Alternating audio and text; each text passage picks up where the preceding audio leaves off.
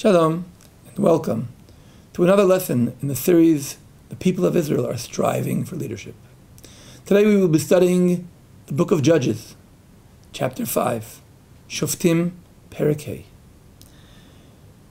If you recall, in our last lesson, we mentioned that chapter 5 tells the same story as chapter 4 did. Where in chapter 4, it's described in prose. In chapter 5, it's a song. The song of Devorah. Devorah, the prophet who was also a judge. The only prophet, the only judge who was also a prophet. Devorah leading the people spiritually, giving a spiritual, deep understanding of what has happened here. She points out the things that we spoke about in our last lesson. The lack of initiative, the indifference, the lack of concern. She attacks those tribes who don't come. Oh, you're busy. What are you busy with? You're busy with your own business. She praises those who do come. She says, Az Yerad, Sarid La'adirim Am Adonai, Yerad Li Bagiborim. God, who is protecting and who is being protected, represented by those heroes. Who are those heroes? Mini Ephraim, Acharecha Binyamin, Mini Machir, we're talking about the tribe of Menashe, Umi Zvulun, the Sarai Bi Yisachar. Yisachar is the tribe that is actually supposed to be located in that valley of Israel, or the valley of where this whole story takes place. But Reuven, Lama Yashavta Beina Mishpatayim. Why you sit at the borders listening Lishmoa Shrikot Adarim, listening to the whistles of the flocks. Dan Lama Yaguraniot, why do you bother? You're busy with your ships, your business. Gilad Be'ever Hayarden Shechin. She strongly attacks those who don't come. As a matter of fact, she even curses one of the cities in verse 23. Oru Meroz, curse Meroz, says the angel of Hashem, Amar Malach Adonai. Oru, Arur Yoshveha, curse other its residents. Ki lo ba'u le'ezrat Adonai. You didn't come. Sitting, keeping yourself busy. And she's talking about those who did not come to the call of Hashem, to the call of Barak, to the call of Devorah. The call of Barak in the name of Devorah, in the name of Hashem. I want to refer in this lesson to a specific point which I feel is emphasized in this song. The very fact that we have, after a battle, the women coming out and singing. We have this phenomena already in the story of the Exodus from Egypt, after recrossing the Red Sea. I'm talking about in the book of Exodus, the story of the Red Sea in chapter 15. After in chapter 14, God saves the people and the Israelites pass through the Red Sea when it's dry, and the water covers up the Egyptians. And then the people of Israel come out and sing. And right after that we have, I'm talking about in chapter 15, verse 20. Vatikach Miriam haneviyah achot Aharon et atov, vatetzena kol hanashim machareha betupim uvimcholot. Miriam, the prophetess, Aaron's sister, takes a drum in her hands, and all the women come after her with drums and cymbals. And she says, sing to the Lord, sing to Hashem, for He's glorified Himself. He pitched the horse with its rider into the sea. But we see the story of the women coming out and singing in several other occasions. For instance, we have in the story of David, who manages to defeat the Philistine giant Goliath. He manages to overcome Goliath when nobody else was willing to do that. In chapter 18, in verse 6, David goes out, and when the troops come back after David has killed the Philistine, the women from all the towns of Israel come to sing and to greet King Saul with drums, with joy, and with cymbals. And then they say, "Vata'anena hanashim hamesachkot." The rejoicing woman called out, "Shaul has killed his thousands, and David his tens of thousands. Hika Shaul be'alafav, ve'David be'revivotav." We know, in the book of Samuel, when we get there, we will study the story. When, from this point on, the relationship between Saul and David sees a downhill, steep downhill, majorly because of this song. They gave the thousands to Saul and the tens of thousands to David. Crisis. Another crisis, when women came out singing, is in the book of Judges itself. We will reach there when we read the story of Yiftach. Yiftach, he comes back after a great victory, and the women, including his daughter, come out and sing in front of him. I'm talking about verse 12, chapter 12, verse 34. Vayavo Yiftach hamitzpa el beito, v'hinei bito yotzeit likrato betupim uvimcholot. His daughter comes out towards him with drums and with dance. What is the concept of these women coming out and dancing with drums? I think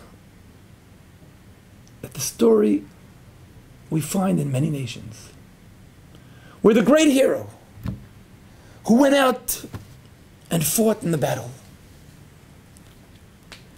and he reached a point of victory, and he's expecting the entire crowd to praise him, how great he is, what a great officer he is, his tactics, his sweat, he's a great officer. But throughout nations we find that it's not only the people come out and praise him, the women who are coming out and praising him. And here we see a kind of a problem. As a matter of fact, the Torah itself refers to this problem in the book of Deuteronomy, where the Torah itself refers to a person coming back from war, and he finds a nice woman, and he wants to marry her. And we're not talking about a woman soldier, we're talking about the great pride that army leaders are encouraged by the fact that these women are coming out to praise them. And I'm talking about the story which appears in the book of Deuteronomy in chapter 21. When you go out to war and your enemies, and you take their captives, and when you see a beautiful woman and you desire her and take her as your wife. And the Torah here gives you a guide about what to do to be sure that you really want her as your wife. Be sure that you really are not driven by temptation, by lust. And here in our story, we have the same thing. At the end of the song, there's sort of a mockery of Sisera's mother. Through the window, I'm reading in chapter 5, verse 28. Through the window, Sisera's mother is gazing, wailing through lattice. Why is his chariot late in coming? She's wondering, where's her son? Her beloved son, Sisera. What happened to him? Why is he being delayed? She has no doubt in the fact that he had defeated that small new nation, the Israelites. He's a great hero. What does she say? The wisest of ladies answer her, and she too offers herself responses. Chachamot tzarotea ta'anena, af hi tashiv amarela. What do you mean? They're busy. What are they busy with? Are they not finding and dividing booty? A young girl, 2 young girls for each man, spoils of colored garments for Sisera, spoils of colored embroidery, colored, doubly embroidered garments for the looter's neck.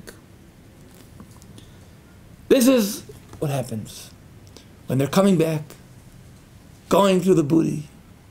These generals, these officers, they deserve salary for what they did. And very often the salary was, take a young girl, another young girl. They deserve it. And this is what happens when all these young girls coming out and dancing and praising these great generals. So is this singing of these women something positive or something negative? And the answer is, it depends. When they're coming to sing and to praise the great officer, whether it's Saul or it's Yiftach or it's David, we're in the problem here. But in the 2 examples I gave at the beginning, whether it was Miriam who was singing, or it was Devorah who was singing in our story, in the very beginning of the song, she's not here to praise Barak, just as Miriam is not there to praise Moses. Shimu Melachim, she says, I'm reading in verse 3, Hear, O kings, give ear, O rulers, to the Lord I shall sing. I shall sing praise to Hashem, the God of Israel. Anochi Ladonai, Anochi Ashira. She is singing here. She's reminding of the story of the crossing of the Red Sea. Many words here, many verbs here come from there. We have the word of Vayahom, which appears here already in chapter 4 of what God does to Sisera. Vayahom et Machane Sisera. Vayahom Adonai et Sisera in verse 15 in chapter 4. That vein Vayahom appears already in the book of Exodus towards the Egyptians. She talks about Lo nish'ar b'hem ad echad. Not one of them is remaining. Not one. Ad echad. The same verse, the same phrase is used in the story of the Exodus from Egypt. There are many verses here that are reminding us of the story of Egypt. What is the importance of the song of Miriam? What is the importance of the song of Devorah? The question, who are they singing for? When the king of Israel or the officer comes out and expects people to praise him, here we are in the problem. When he himself may join the praise of the women singing to Hashem, Anochi Ladonai, or as it says in the words of Miriam, Ashira Ladonai, Shiru Ladonai, sing to God. Then we got the point.